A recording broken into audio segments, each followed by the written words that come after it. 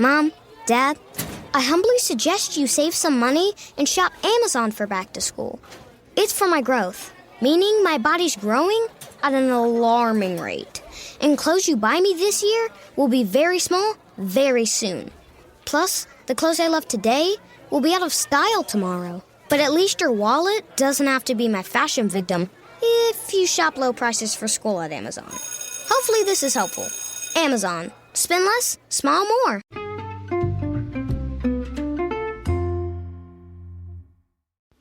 Hi, everybody, and welcome to the Dr. Psych Mom Show.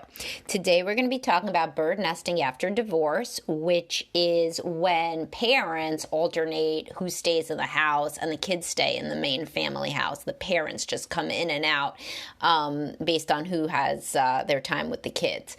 And I'll talk about that. But first, of course, I must tell you to subscribe. The most recent subscriber-only episode was on how to tactfully tell your partner that they are bad at something like cooking dinner or something like that. And that one was interesting. It went into all the ins and outs of the different sides of that, both you and your partner. So definitely subscribe and certainly follow me on all of my new social media platforms like YouTube and TikTok and, of course, Facebook, Instagram, all of those. Anyway, so moving on to bird nesting. So I have a lot of clients who are divorcing. Obviously, I've written the book, as you probably know, How to Talk to Your Kids About Your Divorce. And I've personally divorced. So therefore, I have a lot of experience with divorce. And so bird nesting is relatively new. I don't know, I'd say the past 10 years or so. And I had not really heard about it before then, not even earlier in my career as a therapist. Maybe it's like less than 10 years. Either way, what it is that, so there's a lot more joint custody now, obviously, than there used to be many years ago, and a lot more 50-50 splits. And the parents obviously want to both see the children after most divorce situations. And so what bird nesting is that instead of uprooting the kids to have to travel back and forth between the parents' homes, which many adult children of divorce remember as stressful or difficult, now a lot of parents, especially at first in the early stages of divorce when the children are still acclimating, they themselves get either an apartment or they stay with family or with a friend or something. And so each parent goes in and out of the family home and the kids stay in the same place with their same stuff and their same rooms, et cetera, et cetera. And obviously, if you're thinking this would never work because you have such a high level of conflict with your co-parent, then certainly it would not be for you. But this is really, it works well for people who do not have active conflict, or obviously everybody's got to have a little bit of conflict, they're divorcing, but who do not have open hostility, let's say, who are still able to get along with one another at the transition times, and who, of course, are both very equivalently motivated to put the mental health of the kids first in the divorce. And so bird nesting is really useful when you've got like small kids and they have their routines and they have their stuff. And, you know, I had 3 kids under 10 at that point, under 9, I think, actually. And so if you have like a bunch of kids and a lot of their stuff and everything, then it is really difficult to, first of all, it's difficult to get the room set up in the other person's home, you know, exactly how it's supposed to be and everything fast, like right away. And so you need some lead time. And also kids they're processing that you've divorced in the first place or that you are separating. So they don't need like everything to change all at once. So this is kind of a good setup for people who can do it. If you cannot do it, there's no reason to feel bad about anything. It's just you're in a more high conflict situation or you have other variables. But if you can do it and you want to be able to be flexible and to ease the children into this, another thing that it helps with is that the routines don't have to change because all the stuff is the same. So when the stuff is the same, the routines kind of stay the same. So like dad, for example, may not have done as much of of the nighttime routine and stuff, but the kids know their nighttime routine because they're at their same house with all their same stuff and their same books and their same clothes. And, so like whichever parent isn't used to doing something in the home, the kids kind of know what to do because they're still in their same house. So that is useful. And anything that can give the kids agency and the feeling that they have some control over their environment and that things are not just all of a sudden completely different is good. I mean, anything that makes the kids feel like things are still kind of normal and that the parents may be splitting up, but that they themselves do not have to have an entire instant life change, that is obviously positive because children are people and nobody wants to have all of their routines and expectations and assumptions about the world just turn on their head, which is what it can feel like if they instantly have to change their life in some major way, aside from the otherwise major change of the parents not being together. Again, if this is not something you could do, there's still ways to make sure that the kids still have similar routines at both houses to start, and a lot of their same stuff at both houses and all of that. And now, of course, eventually people do not bird nest forever. I've never known any that bird nest for more than at least like around a year. I did not do it for more than a year. And so it's a good transition period, but eventually, the other parent who's not in the family home, the previous family home, is going to want their own place, and a big enough place where they can establish their own home with the kids. And so this will happen sooner or later, but for the interim, the bird nesting is a good idea as this transition phase. And I mean, I just want to quickly, it's not related necessarily to bird nesting, but I did just say that it's good to have similar routines in the home originally. It is originally. But after that, I mean, I'm the first person to say that when there's conflict between the divorced parents about that the routines have to remain identical at each house, that does much more harm than good. As long as both parents are taking care of the children and the kids are healthy and happy, they do not need to have the same routines at both homes. But at first, it can be very useful in this transition period, because if all of a sudden, like bedtime is different, bath time is different, eating is different, everything is different, obviously, again, especially based on the sensitivity of the child, more highly sensitive children are going to have a harder time acclimating in this way. So the entire point of bird nesting, and if you can't bird nest, the entire point of your behavior immediately post-divorce should be to keep as much similar for the kids as possible and then slowly change it. And you can slowly change it to something really different. A lot of people will have totally different routines. Obviously, y'all got divorced for a reason. You couldn't get along. So obviously you don't agree with what each other would necessarily want to parent like, or want to keep the house like, or want to do for fun or whatever. But the point is that at first it's good to ease into that, and bird nesting is a nice way to do that. So what are some pitfalls of this? Obviously, if you are fighting and you are like, oh my God, you left the house a mess and this and that, when you come back from your weekend away, that can't work. So it has to be treated as though each person is just in charge of the home when they are with the kids. And then there is a quick and respectful goodbye, and then that's it. And then you leave and you go to your place. And this is, of course, hard for many people who are divorcing. And if it's too hard for you, then again, this isn't for you. If there is any dating of other people, then that can start to get weird, for somebody to come in and see, the separated or ex-partner, because in some places you need a year to get divorced. So this is happening during separation.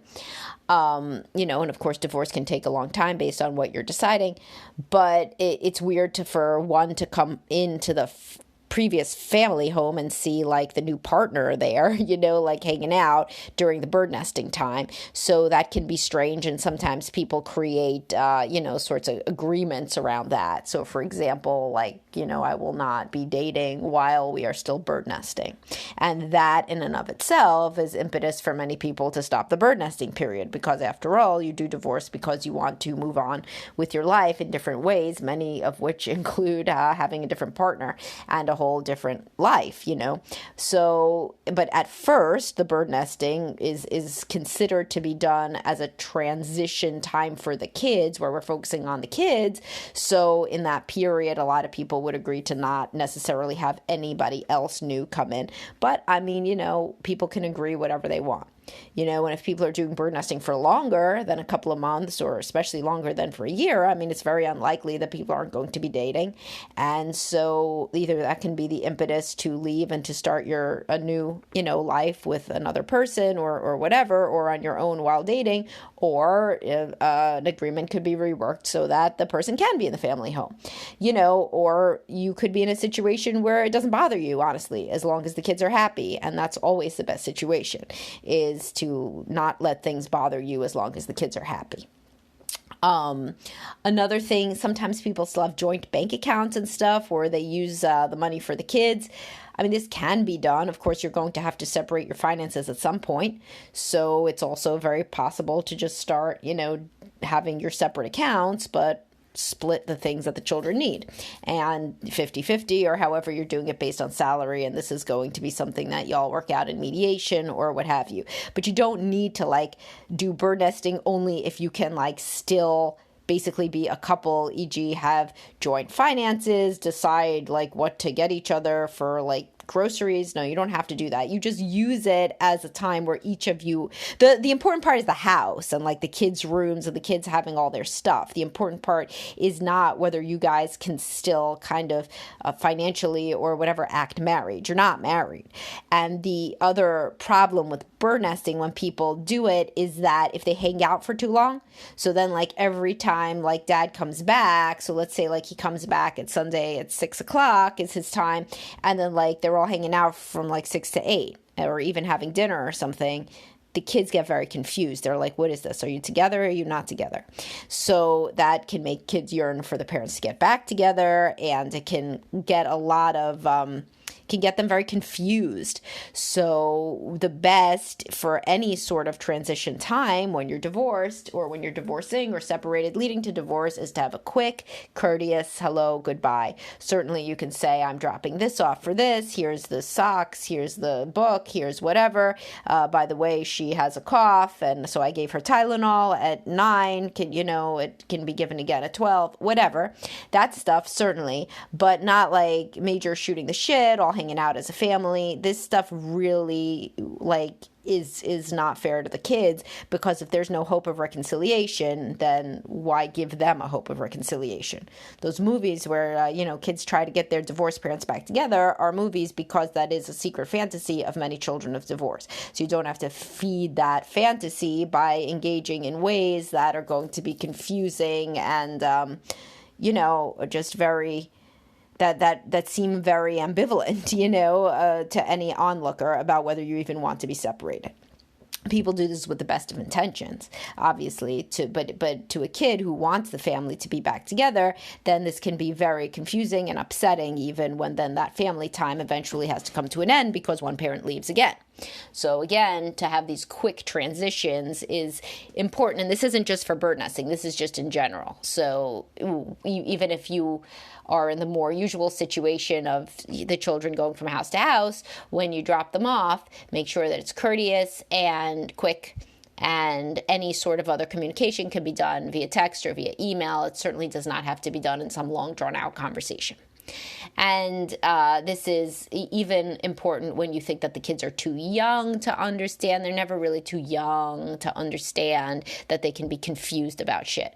Confusion starts like real young. In fact, the younger you are, the more confused you are on a regular basis about many things, because the world doesn't yet make sense in any way.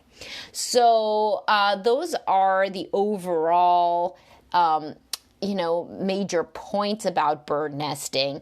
If bird nesting sounds like it would be appealing for you, but your partner isn't really into the idea, then you can kind of ask them why. So maybe if they say, well, if we're bird nesting, then I'm scared that you're going to, be up my ass about like leaving the house clean, or like something I did or didn't do, or there's going to be some more surveillance in some sort of way. Well, if bird nesting seems to you like it would be the most important, not most important, but something that's good for the kids, then you could certainly commit to not doing that and then not do that, if they consent to trying it.